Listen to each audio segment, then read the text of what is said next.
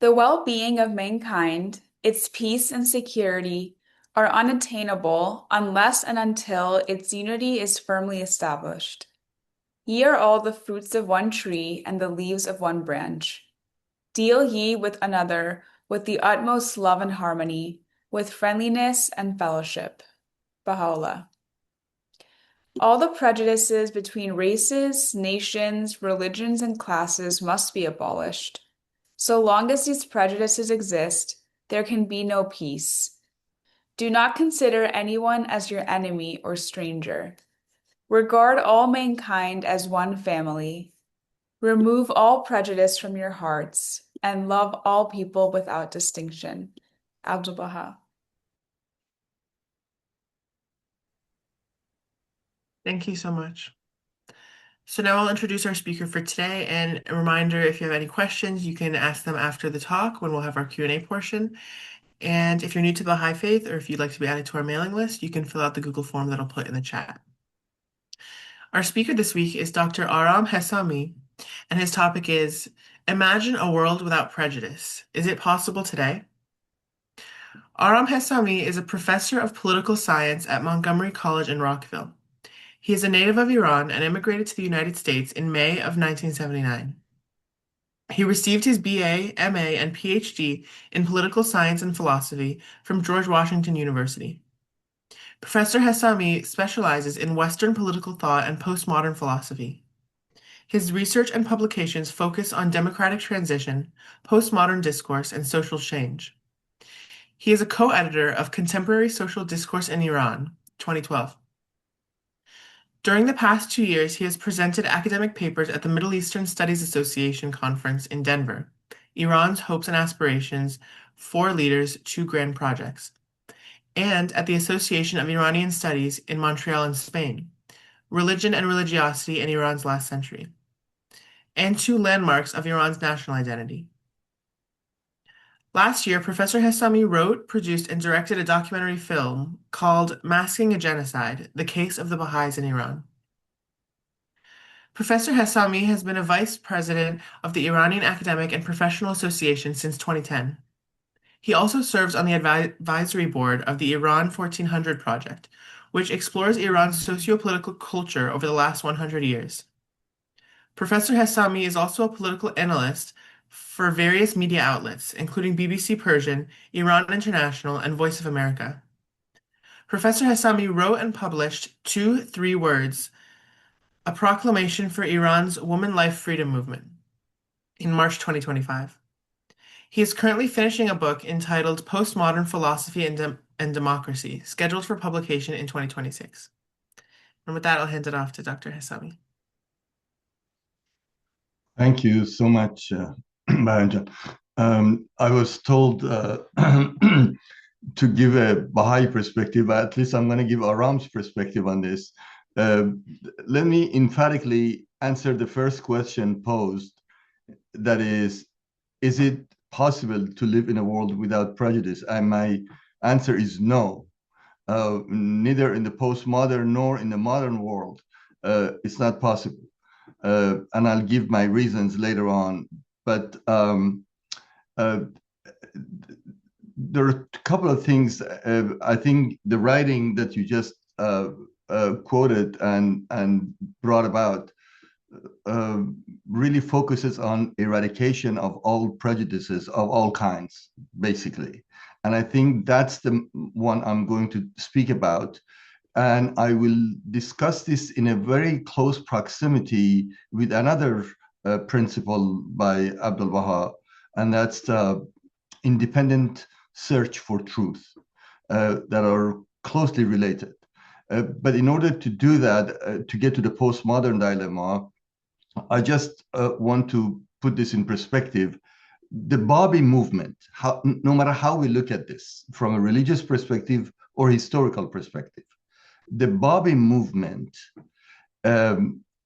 is, I should say, a high point of modern Iran's intellectual, religious reawakening or awakening. Without a doubt, it can be compared to Martin Luther's 95 Theses and Protestantism in Germany. The reason I say this is because Bob's mission was, in a sense, is a relentless criticism of the existing social, religious, and political establishment and the norms. And this relentless questioning is what basically many world leaders, not just religious leaders, have done. You can go back to Socrates with questioning the values of Athenians and put to death for that. You can talk about Jesus, and you can talk about Moses even, go back. And again, the closest in recent with the Western experience is Martin Luther's rise and questioning the Catholic Church and the practices. And the reason I say this is because this relentless questioning, to me, is the key to eradication of prejudices, not only in terms of social political structure, but in terms of the self and even the believers at this point. I just want to put this in perspective. Bobby movement, and Bob, basically, you're talking about the middle of the 19th century. And the reason I say this is because if you put it in a world, or at least European or Western history, it coincides with two previous movements in the West, not only the Reformation of Luther in the early 16th century, but also two other movements, namely, aside from Reformation, the Renaissance and the Enlightenment. Both of which, the Renaissance technically maybe from the 14th to the 17th century, and the Enlightenment 17th to the 18th century, basically. And I want to emphasize this because both the Renaissance and the Enlightenment in the West started with the same type of questioning that brought about major changes in the world. The Renaissance ostensibly is responsible for questioning basically the medieval views of the church and gravitated toward humanism and secularism and individualism. Again, with the Enlightenment, you see the same type of questioning, again, building on Reformation, building on the Renaissance, questioning the existent values, social, political, religious values of the time, the scholastic views of the church, which started with the Renaissance, but continued with the Age of Science, but also in terms of social, political, religious upheaval, again, establishing rationalism, individualism, and more importantly, the value of questioning. The one philosopher that comes to mind, and he encapsulates this, is, of course, all of you know, Immanuel Kant, the German philosopher. He has a short short pamphlet called "What is Enlightenment?" And in that, he says it basically talks about the self-imposed dependency of individuals as opposed to the motto of dare to question or dare to know. And dare to know is basically here is what the Enlightenment figures did. People like Voltaire, Condorcet, Rousseau, John Locke did. So they questioned the values of the existing social political upheaval. In the scientific realm, you also see the entire movement from Galileo during the Renaissance all the way to Copernicus and, of course, Sir Isaac Newton. So this questioning, relentless questioning, is the hallmark of modernity. Having said that, I want to go to this postmodern. In 1979, Francois Lyotard writes a book called Postmodern Condition. Now, here is what relates to our existential conditions at this point. Remind you, this is 1979. So basically about 50 years ago, 47 years ago. He puts all these, not only the rise of capitalism and the Enlightenment and modernity, but also the reaction to modernity, namely Marxism, socialism, and anarchism into perspective.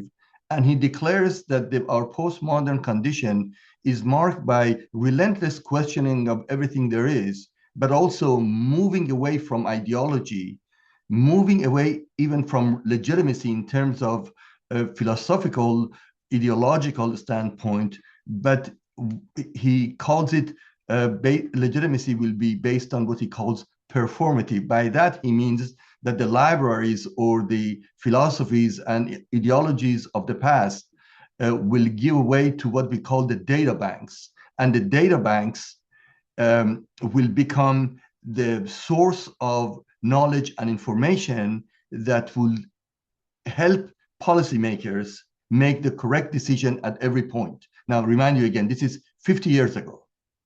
AI is not developed. The computerization of society has not taken place to that extent. It's the beginning of this computerization of society. And his idea is that given the game, what he calls the game of perfect information, if you have enough data points, the data banks will give you enough information, policymakers will make the right decisions based on this analysis.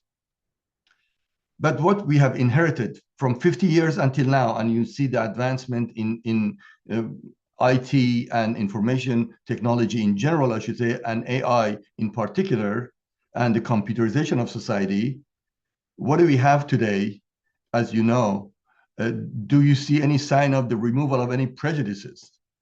If you look at around the world, look at Gaza, look at Ukraine, we look at Iran, look at the United States actually, and see we are more divided than the last maybe 50 years in the US.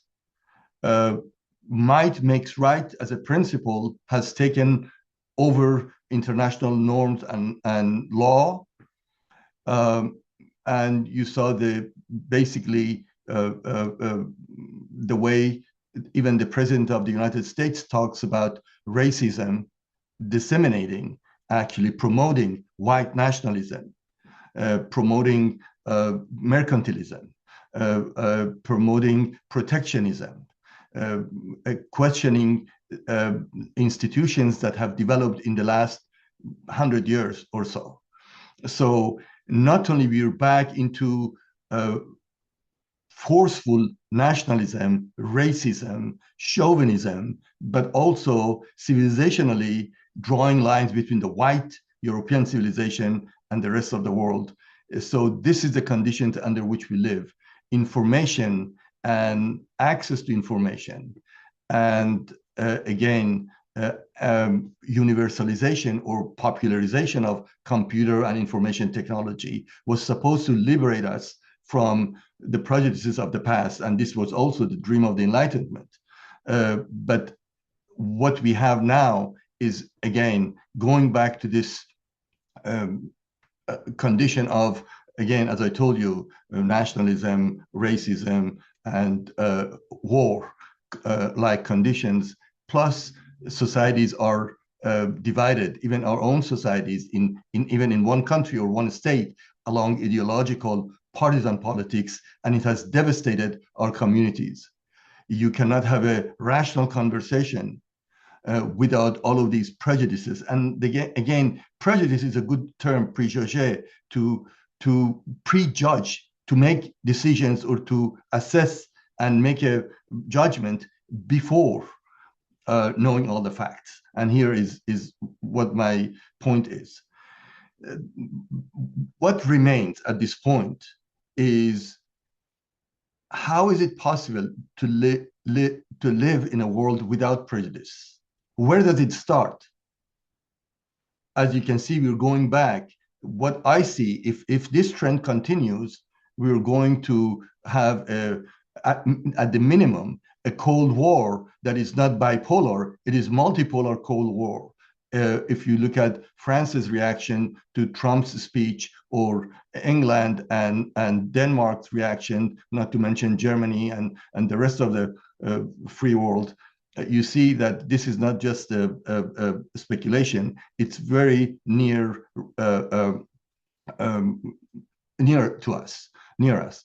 Um, so what is this all about? Why is it not, after all these years, why are we going back to this, maybe what we thought the age of the 19th century or the 20th century? We saw the age of ideology leading to World War I, World War II, and of course the Cold War, and the rise of communism and totalitarian state. And now we're going back to this, the rise of fundamentalism, the rise of ISIS. There, even in country like Turkey, you see that religious fundamentalism is coming back, and it is a dangerous world. Now, the reason I mention this is that maybe it is not the first time that people talk about removal of prejudices. Immanuel Kant, as I said, uh, uh, pointed to this tendency of human beings to depend on some other authority than themselves and defer judgment, or ask the priest to tell them what to do, the doctor to tell them what to eat or what not to eat, and the teacher or the professor to tell them what to read or what not to read. But then human agency is lost when we do this. And here there's a distinction that Immanuel Kant makes about private reason and public reason, which is to say, you definitely need order and certain principles privately to organize your lives and your duties as a bureaucrat, as a professor, as a doctor, to follow basically certain regimens. However, public reason demands that we question everything in sight, including in the public discourse, all socio-political, economic, and religious beliefs. Here, I want to make it very tangible for us. And where does it start? It is not, there is enough literature on eradication of prejudice, unity, humankind, the discourse of universalism, the discourse of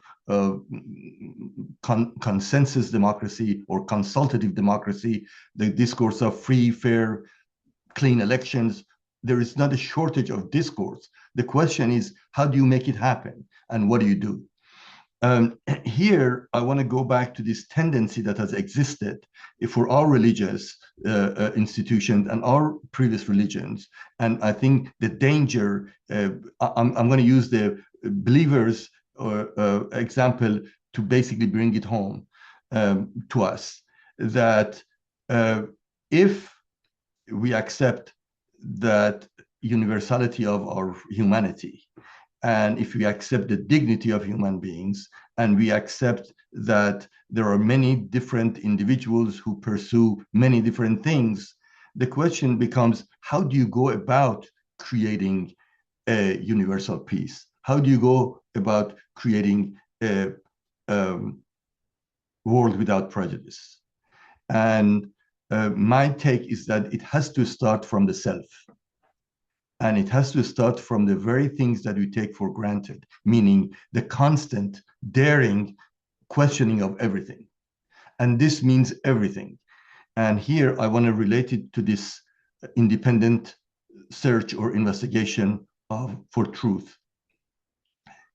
These two are related, because if you don't question your utmost, dearest beliefs, and if you don't start with the self, it will never go beyond to other institutions and other organizations unless we have done this for ourselves and within ourselves.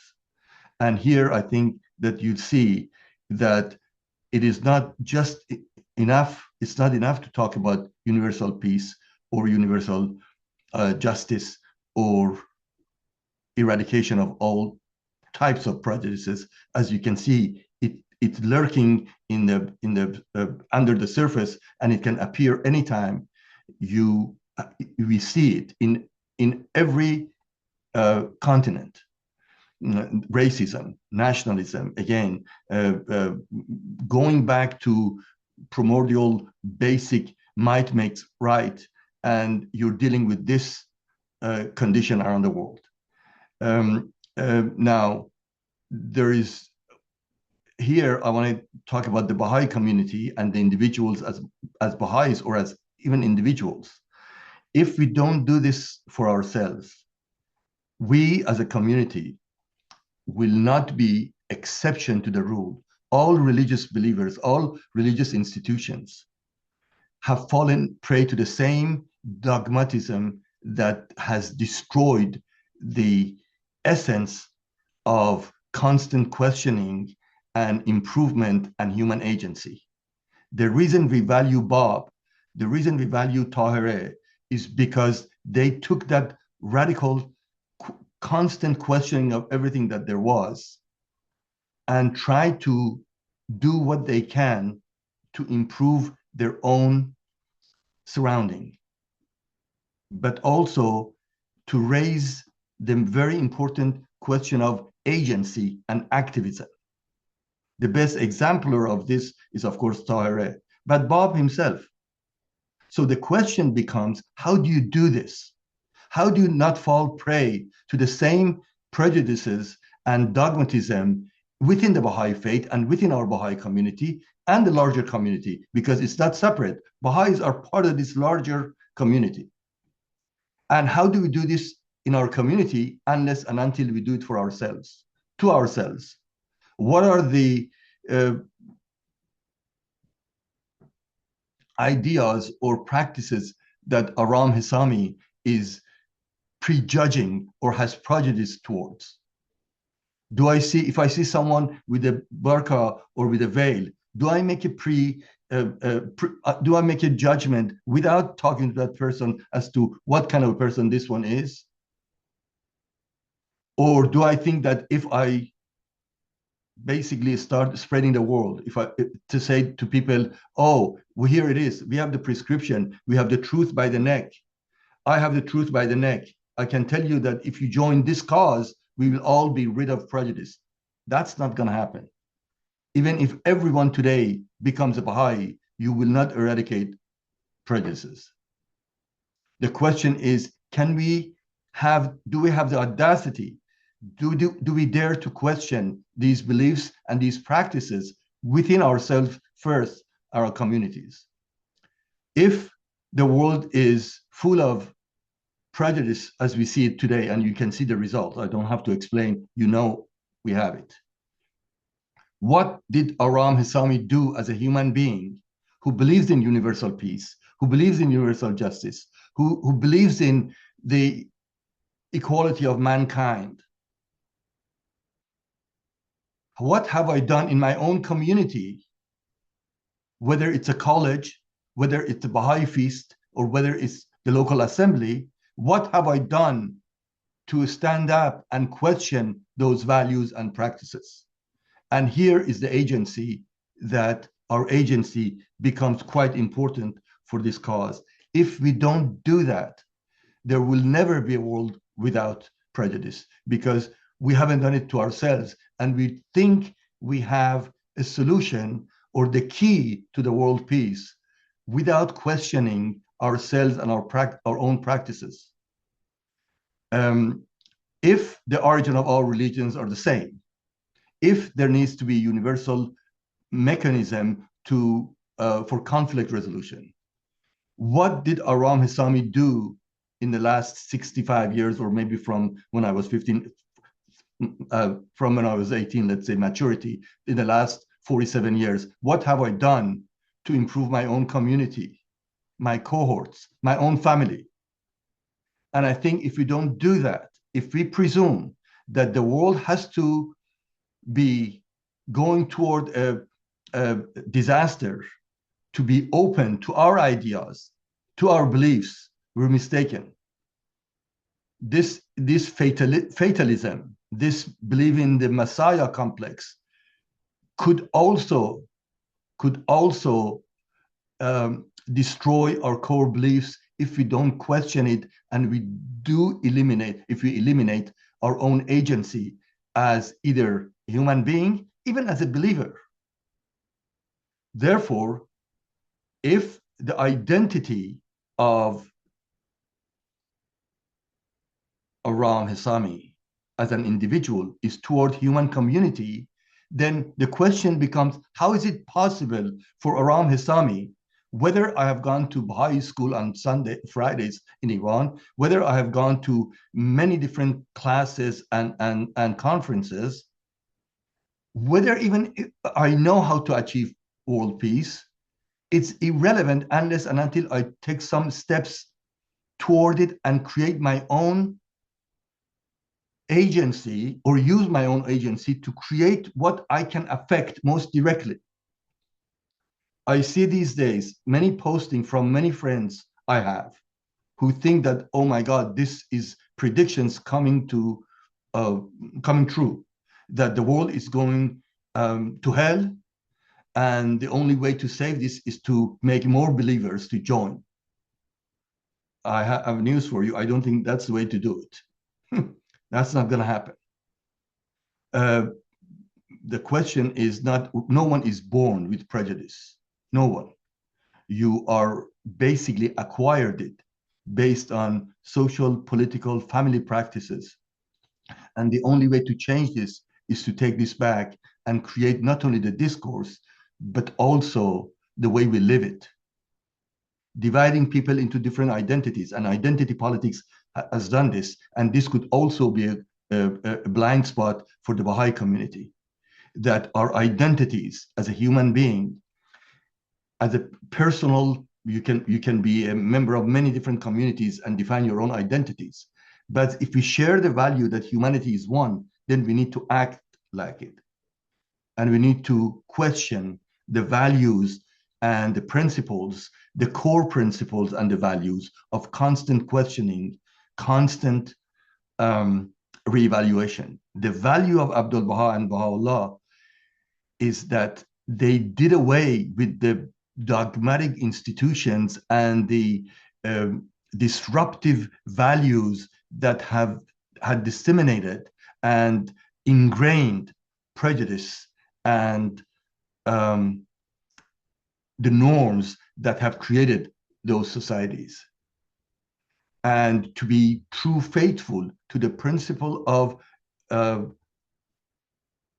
dignity of human being is to at least respect our own dignity as thoughtful, rational human agents who can practice what we believe in our own communities and our own individual endeavors. That means everywhere. That means in your family, that means in your Sunday schools, in your LSA, and in your all these other organization administrative orders. If we can do that, work on ourselves and see what are the blind spots. And it is this constant questioning that can help us create a better society, not by conversion, not by proselytizing, but by actually living it and help our communities. There was a political discussion a month ago, and I was part of it. And this was about ethnic and religious bitter arguments and disputes as to whether we can create a unifying group of people to basically come united and talk about a democratic Iran. And I said, it is, you know what it's like? They said, no. I said, it's like there's an earthquake someplace in Iran, let's say BAM, and a group of people would like to go help these people. And all these religious leaders get together and they said, let's go, let's take a bus and go together. But then there becomes a dispute whether someone is a Sunni or someone is a Shia or someone is a 7-12er or a 7er or a 9er. And someone is a Baha'i, someone is a Zoroastrian, someone is a Jew. And they said, well, I can't sit next to this guy because, or I cannot be part of the same bus to go. And then you start disputing over whether Ali is the first Imam, or the fourth Caliph. These disputes are meaningless, nonsensical. If humanity needs help, that means humanity needs help. And we, Aram Hessami, as an individual, should wake up every day, if he believes in this, and he believes in the dignity of humanity, but more importantly, his own dignity, he has to ask this question: what are my own prejudices toward the Bosnians, toward the Arabs, toward the people from Azerbaijan, toward women, toward LGBTQ community? And what are my shortcomings? And how can I improve my own institutions and my own family? But also, it has to start with me. If we do that, then it is not the name, but how we live that defines who we are. I'm going to stop here. I think I have. Do you want me to? If you let me go, I can go. I'll drive you crazy. So let me know if this is good or if there are questions. But I think just one more thing I think I should add. This is why eradication of all prejudices is closely related to independent search for truth. Computerization of society, the social media,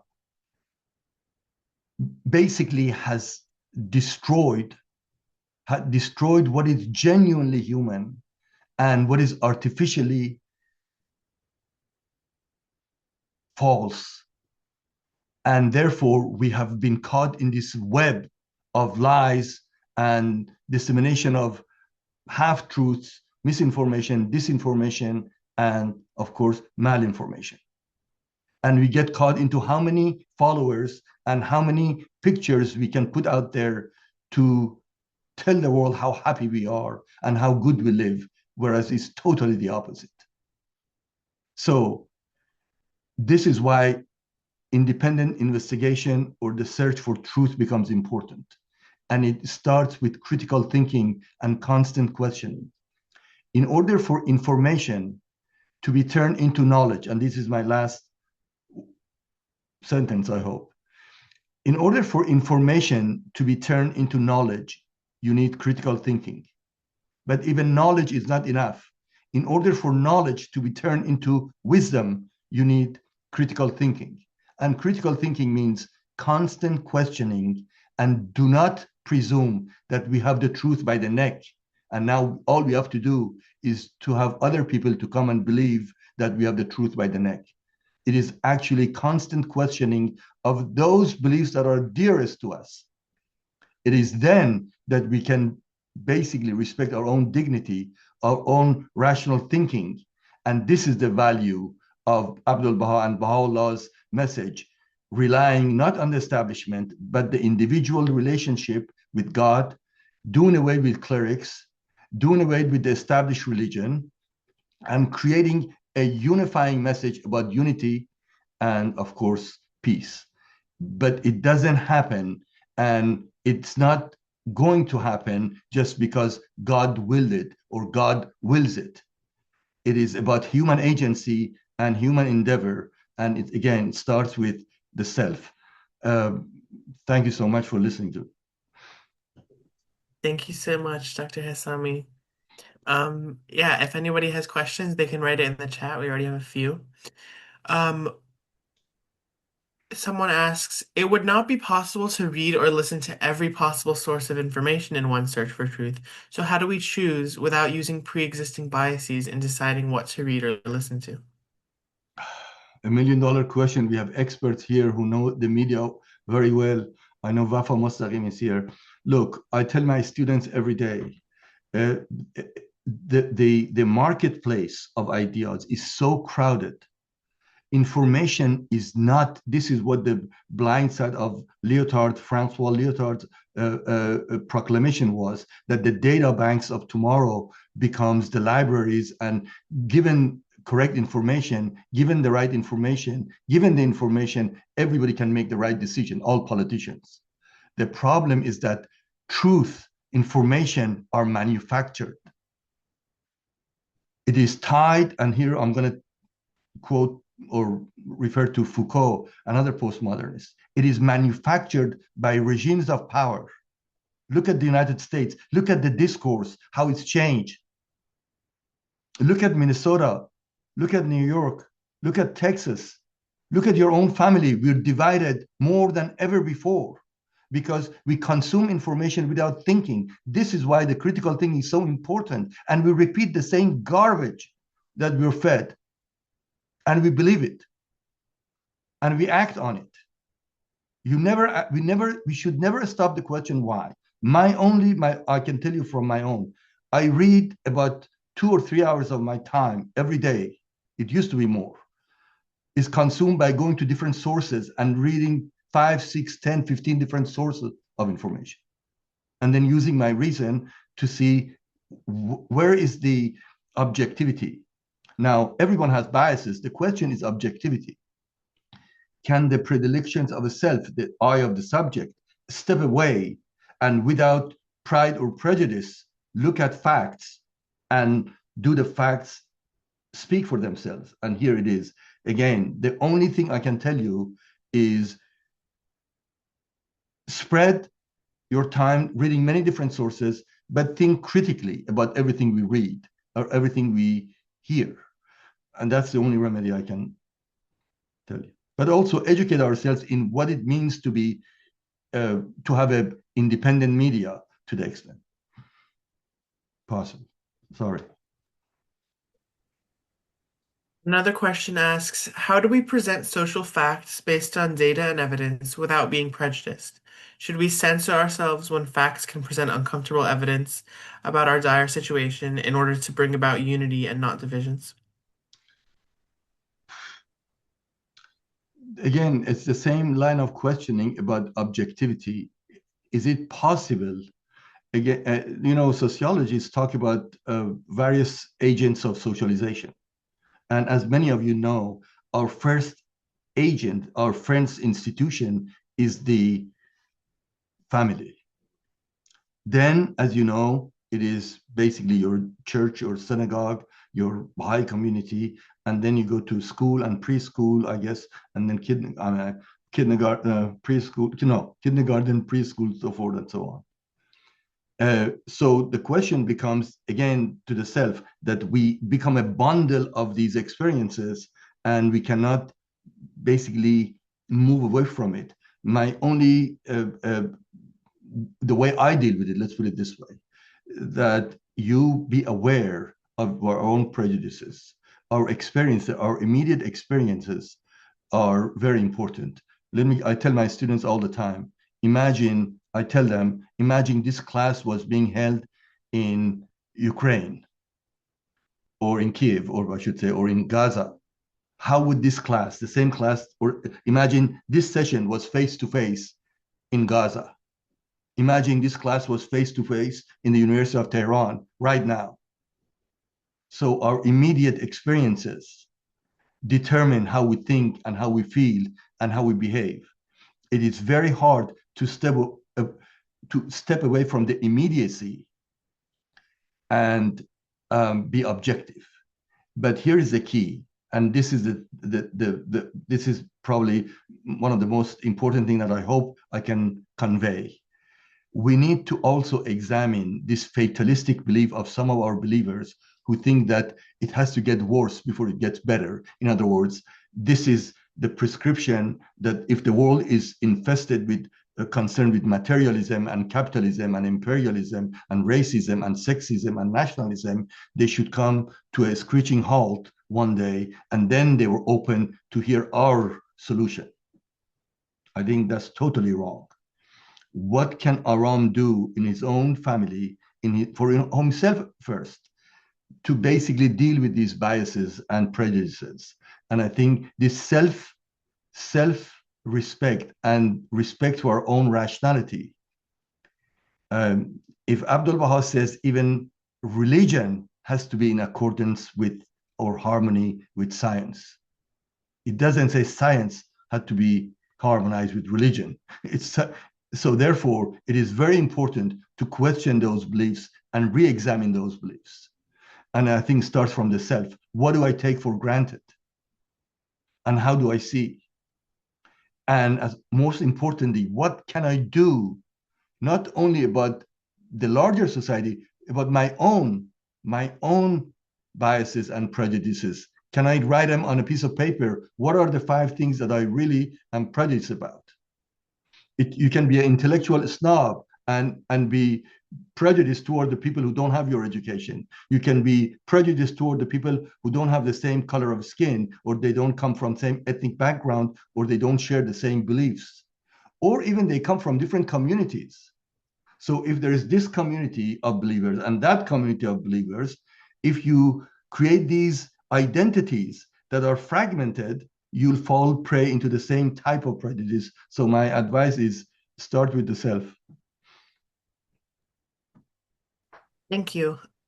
Considering the current circumstances in Gaza and Iran, what challenges are Baha'is experiencing with prejudice and conflicting feelings, and how do we overcome them with a vision of oneness? If we believe in the oneness of humankind, then whether it's in Gaza or in Beirut or in Kiev or in Moscow, as a human being, the question is, I asked it, what can be done, what should be done, what can be done, and what we can do, and what meaning I can do.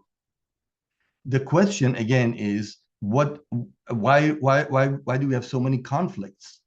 Again, because of all these prejudices. Because again, certain Baha'is may feel much closer to Iran and be worried about Iran than, for example, in Gaza or Ukraine. Some people think that, oh my God, these are the Muslims who did all of this. This is fanatic Muslim terrorist groups. Therefore, there is some kind of a divine justice or interference. All of this is fatalistic. My point is, what can you do in your community with your own family, and where can you be helpful and hope? If Aram Hessami has more knowledge about Iran and his community in Rockville, Maryland, or his family, then that's where my agency should be. But again, it is so important. The question points out to the prejudices that we could have. If Aram Hessami has gone to Baha'i Friday school for 18 years of his life, if he has attended many conferences and panel discussions, and he has read all the Baha'i literature,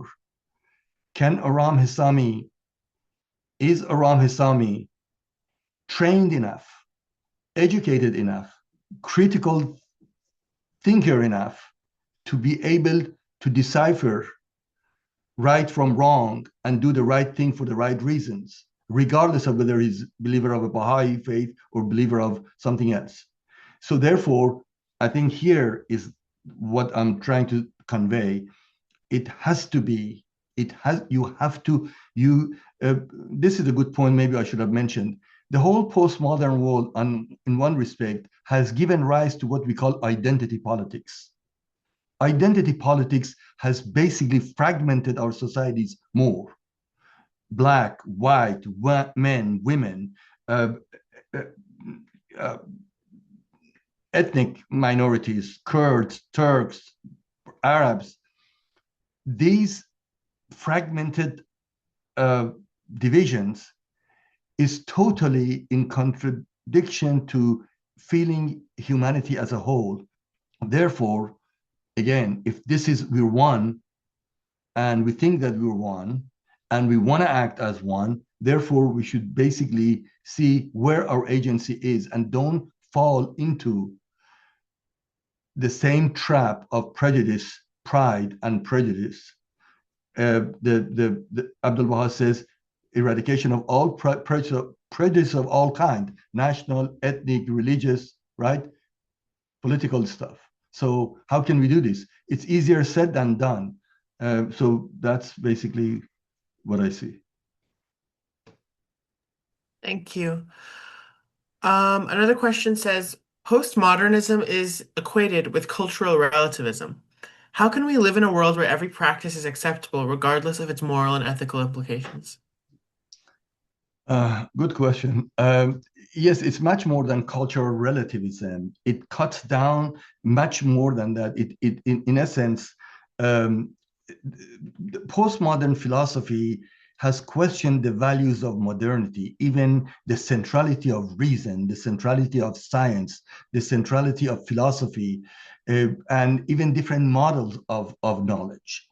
It allows for heterogeneity and incommensurability of knowledge, which means that you leave open the possibility of what you took for granted or you took as a given. Even science at this point becomes one genre or one paradigm. Therefore, they believe in this different paradigm and different language gains associated with each paradigm. So the question that is the essence of the question is about whether truth is one, and if it's universal, then how can we believe in cultural relativism and postmodern philosophy? I'm not advocating for postmodern philosophy, but I believe that postmodern philosophy is not rejecting the rationality. It's rejecting the centrality of reason as the only criteria with which you can judge, or science as the only criteria with which you can know. But the question is, what the claim is that there is no no truth with a capital T, or no reality with a capital R. They believe that truth and reality are basically local, and it's through our experiences that we create truth and our reality. In other words, social reality is linguistically and culturally constructed. It's not given. Now, for a believer who believes there's a God and there's a messenger of God, and he said truth is one, and the truth is all basically emanated from this divine entity and spirituality, then of course religion itself is under question and is being questioned.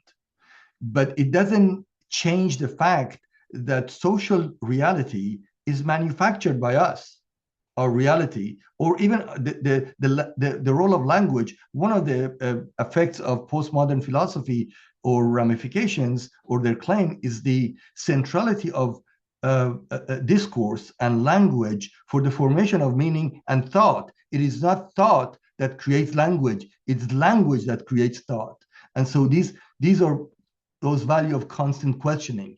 But you can remain faithful to your faith, knowing that, well, I can suspend judgment. As you know, most modern, the Enlightenment figure were agnostic. They said we suspend judgment about the existence of God, for example. So if you say, I believe there is a God, or I said, well, I don't think there's a God. Now, can you investigate that? Does that fall within independent investigation of truth or for truth? So that's, I wouldn't make either or, that either you don't have to reject it. In other words, you don't have to reject that we do create social reality in our communication, in our relation with each other, but also you can presume, you can act as if this is true and act within that paradigm, but you should know that that paradigm is also dependent and it's only one paradigm, one way of looking at things. I don't know whether I answered it or not. Thank you. Another question asks, Baha'u'llah has enjoined us to respect the station of the craftsmen and the learned, including experts such as doctors, psychiatrists, economists, and historians. We are even enjoined to follow the advice of competent physicians.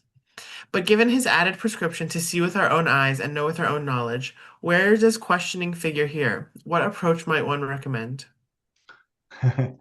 As you know, when you get sick, you go to one physician and the diagnosis may be totally different from another physician, and there is no unified science or unified medical knowledge, or even with an architect or even with a mechanic, you may get different diagnoses and different opinions.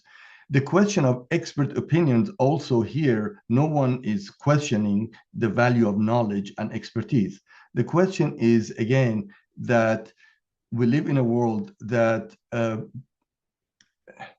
money and self-interest also plays a major role. So it's not a question of not consulting the expert or going to one expert. The question is, do you have enough critical thinking left in you to be able to take charge of your own health, your own education? If the dissemination of information. If you can go to YouTube, if you can go to AI, chat GDP, and get your knowledge at the tip of your finger, or ask the authority of one doctor who comes to visit you in the hospital.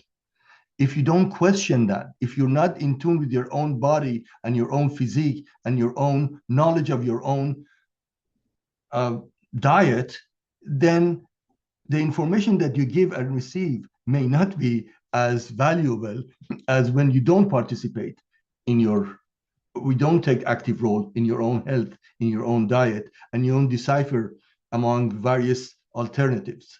The same goes with that various diagnoses. I just want to point out to one fact. When COVID happened and the vaccines came out, to this day, we're debating about something that was basically very patently obvious, that without vaccine, the total number of deaths will be astronomical. Or we're still debating about whether there was a free and fair election in the US. With all the data, with all the computerization of society or computerization of elections. So again, it points to the fact that we need to get involved. Aram Hessami needs to get involved with its own health, with his own social security, retirement, with his own mechanic. It's hard, but that's what we need to do.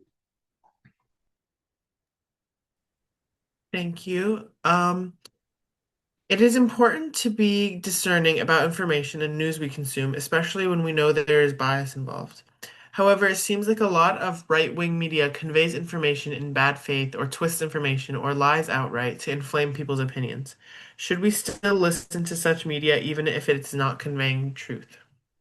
There is a motto on the Delphi in Temple of Delphi: "Know thyself." It says, look, propaganda agitation is not unique to one ideology or one medium. It is all around us. And words and deeds have a particular power to move people. Many ideologies that have created disastrous result in the world are a result of the dissemination of so-called knowledge, information, and even good intentions. My view is that, again, we need to be thoughtful, and we need to be aware, and we need to not remain quiet and just be a passive observer or passive consumer of information. We need to demand better, and the only way you can do this again is to regain our own agency, our own rationality, but again, dig deep into our own psyche and our own belief and find out what is it that we gravitate toward, with macro targeting of computer ability of big metadata to macro target you.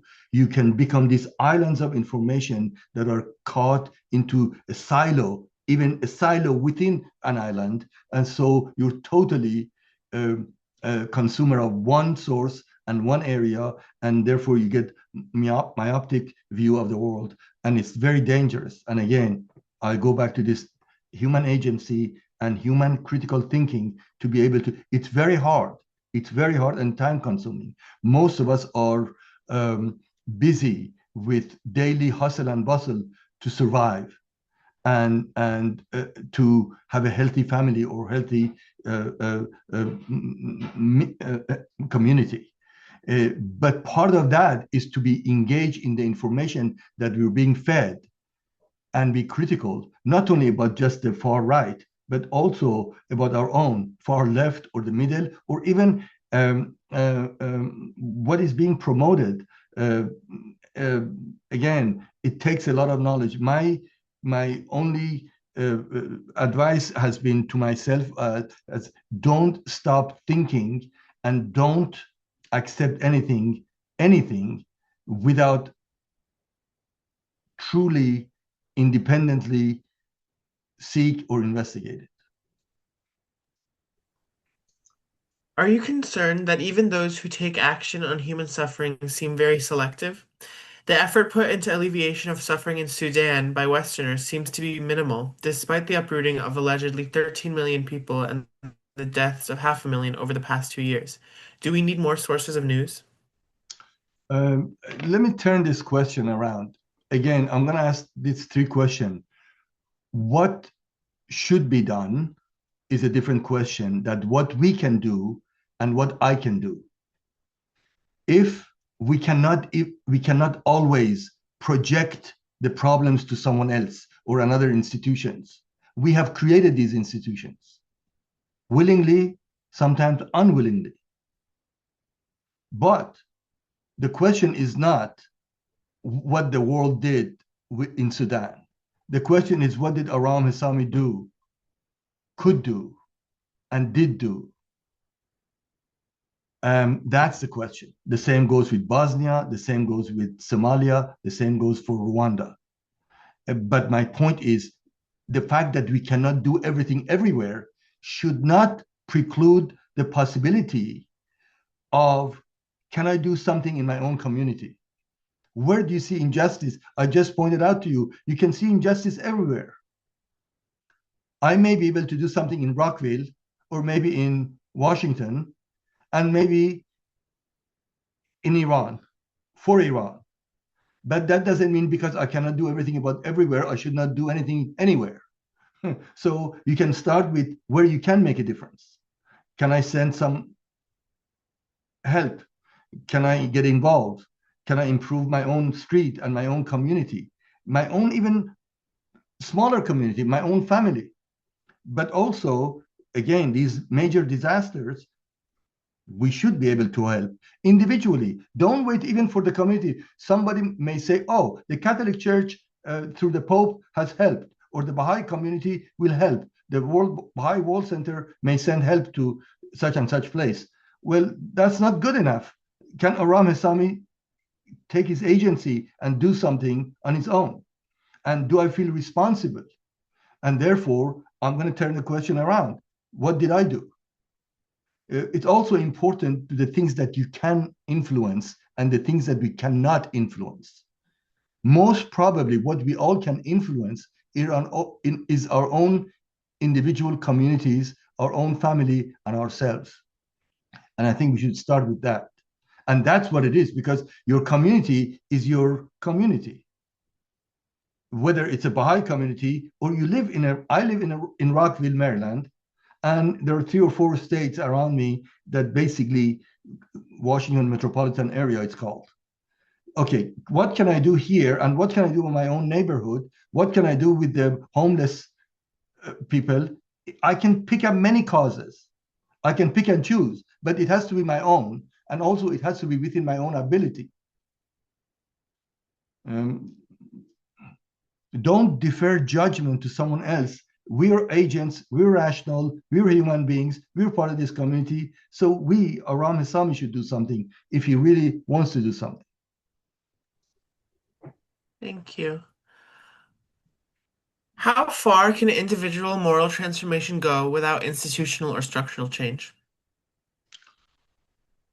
If you take institutions to be outside of human agency, then we've lost the battle altogether. Institutions are created by us, and they can be revamped and changed by us. If you have free and fair elections, we can use our agency to change the people, both in the governmental level, also institutional, like, for example, home associations, but also religious institutions, especially where you have the freedom to choose. So institutions are not created above the individual. It's the individual communities that create institutions. Now, you may say institutions get ingrained, they get comfortable, they mushroom, and they tell you what to do and what not to do. My point is, this is really a good point to go back to the audacity to question. And the only way you can improve your own community and yourself is to be relentlessly questioning those values, the way Tahir did, the way Bob did. Now, at our own level, we can question those. And that's what, therefore, don't take the institution as a given. Don't take one practice that can take place maybe in 1848 or 1844 when Bob appeared to be the same agency in 2025.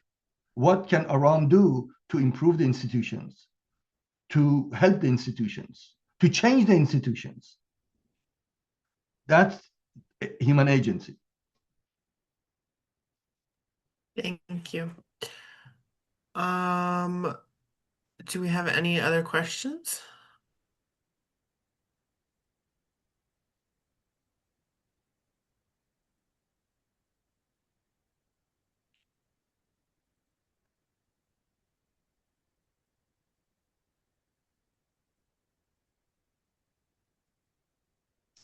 Well, then I want to thank you again, Dr. Hessami, for your presentation. I think, Can I say one more sentence before I leave? of course, go ahead.